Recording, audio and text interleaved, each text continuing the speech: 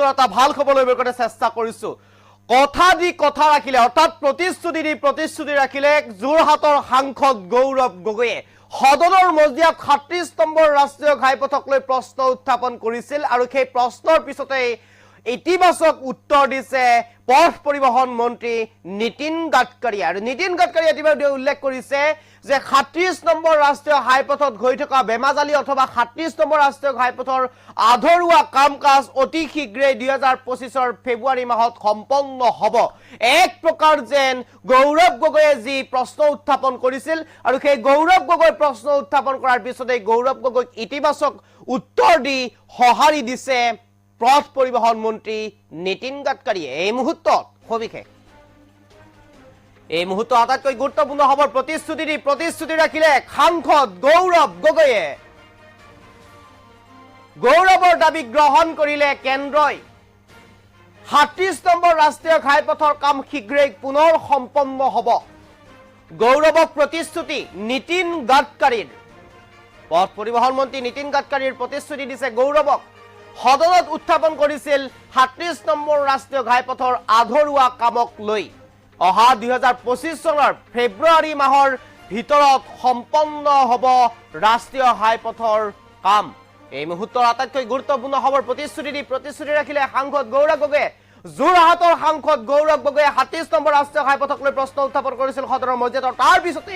পথ পৰিবহন মন্ত্ৰী নীতিন গাডকাৰীয়ে ইতিমধ্যে ইতিবাচক সঁহাৰি দিছে ইতিবাচক উত্তৰ দিছে গৌৰৱ গগৈলৈ আৰু গৌৰৱ গগৈয়ে কৰা প্ৰশ্নৰ উত্তৰ দিছে আৰু ইতিবাচক সঁহাৰি জনাইছে পথ পৰিবহন মন্ত্ৰী নীতিন গাডকাৰীয়ে উল্লেখ কৰি কৈছে ৩৭ নম্বৰ ৰাষ্ট্ৰীয় ঘাইপথৰ যি আধৰুৱা কাম সেই আধৰুৱা কাম অহা ২৫ চনৰ ফেব্ৰুৱাৰী মাহতেই সম্পন্ন কৰা হ'ব আৰু অতি কম সময়ৰ ভিতৰতে যি ঠিকাদাৰ অথবা যি কন্ট্ৰেক্টৰ আছিলে ঠিকাদাৰ কন্ট্ৰেক্টৰৰ সকলো বেমাজালি দূৰ কৰা হৈছে আৰু অহা ২৫ চনৰ ফেব্ৰুৱাৰী মাহতেই সম্পন্ন কৰা হ'ব ৩৭ নম্বৰ ৰাষ্ট্ৰীয় ঘাইপথৰ আধৰুৱা কাম এই মুহূৰ্তৰ সদনৰ সেই কথোপকথন আছে আমাৰ মাজত গৌৰৱ গগৈ আৰু নীতিন গাডকাৰীৰ আমি শুনাব বিচাৰিছো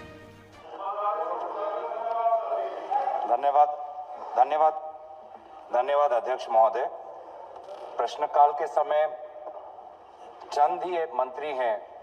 जो अगर समय भी ले तो हमें कोई आरोप नहीं, हमें कोई मुश्किल नहीं,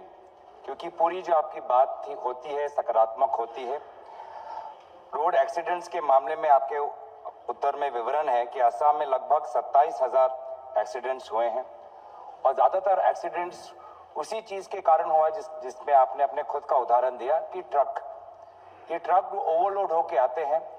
बड़ी स्पीड में जाते हैं और रात के समय जब फॉग और विशेष रूप से अब जो फॉगी कंडीशंस होते हैं शीतकालीन समय में वो रात के या सुबह के 1 बजे 4 बजे जब जाते हैं तो क्या आपकी मंत्रालय क्या कर सकते हैं इस संदर्भ में? क्या जो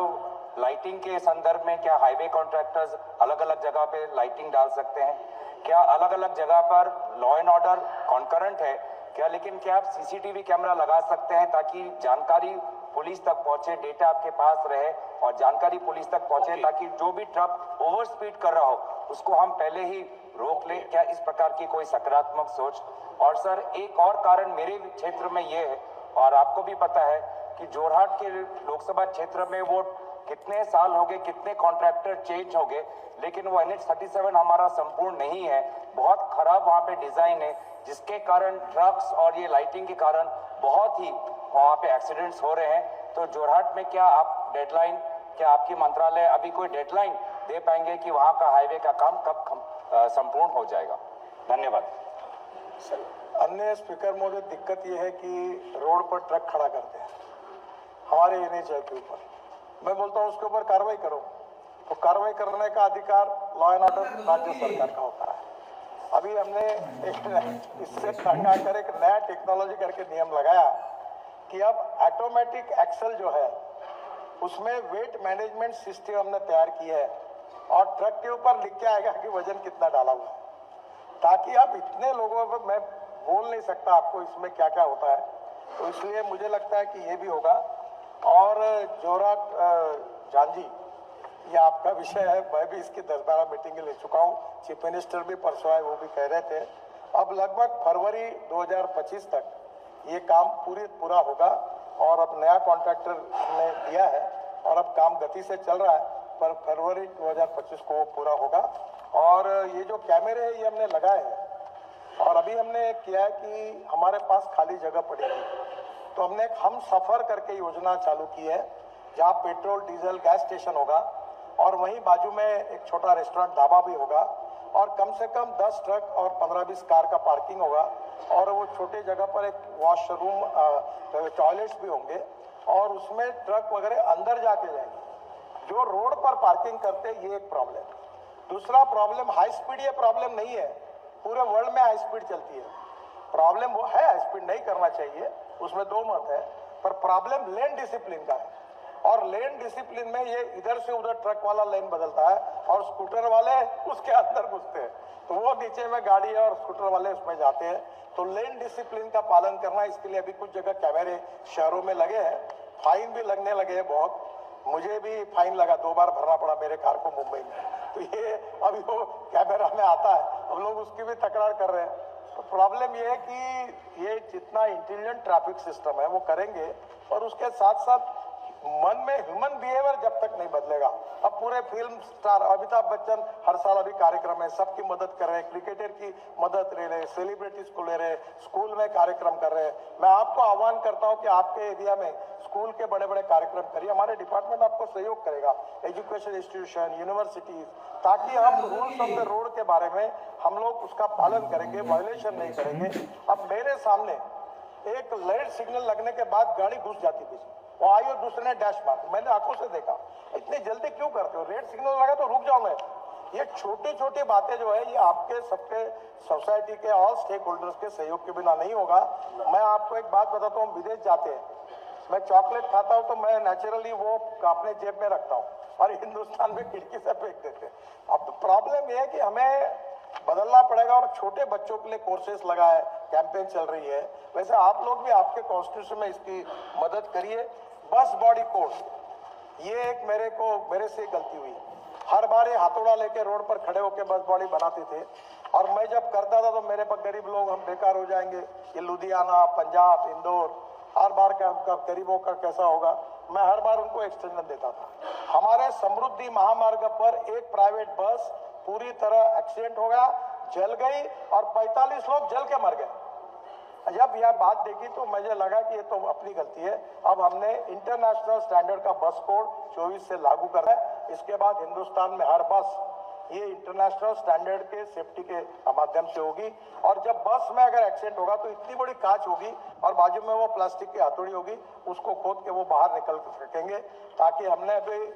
जो हमारी लोग हैं उनके जीवन के साथ खिलवाड़ किसी भी हालत में नहीं करना, ये हमने निश्चित किया। धन्यवाद अध्यक्ष महोदय। प्रश्नकाल के समय चंद ही एक मंत्री हैं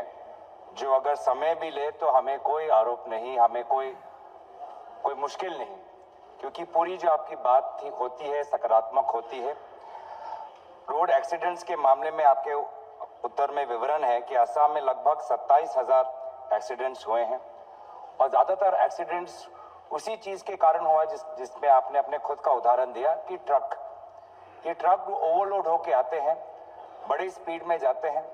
और रात के समय जब फॉग, और विशेष रूप से अब जो फॉगी कंडीशंस होते हैं शीतकालीन समय में, वो